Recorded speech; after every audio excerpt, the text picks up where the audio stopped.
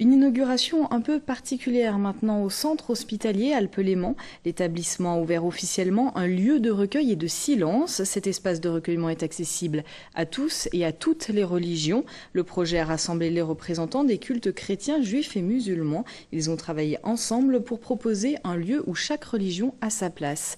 Victoria Lopez.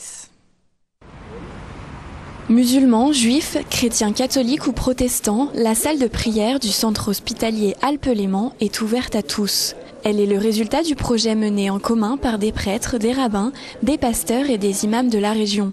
Ils ont travaillé ensemble pendant plus d'1 an pour créer cette salle. Ce n'est pas un lieu de célébration, mais bien un espace de recueillement pour les malades et leurs familles. Des familles pour qui un tel lieu était une nécessité. Cette expérience-là qui est très réussie ici au Châle, à Contamine, et qui a fait ses preuves aussi dans d'autres endroits comme Annecy, je pense que l'idéal, ce serait de la multiplier dans d'autres endroits publics, comme les prisons, comme les aéroports, les gares, et pourquoi pas dans d'autres lieux publics, comme les écoles, les lycées, les universités, etc. De nombreuses discussions ont été nécessaires pour que tout le monde tombe d'accord. Chaque religion doit pouvoir se reconnaître, mais aucun signe ne doit choquer l'une des confessions. Il a fallu véritablement qu'on discute du sens que chacun des symboles proposés pouvait avoir pour les autres.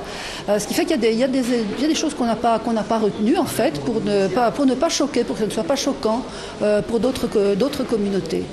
Et c'est ce travail-là qui a été certainement, en tout cas pour nous les participants à ce travail, le plus enrichissant. Une fois qu'on se connaît, il y a un climat de confiance qui s'instaure.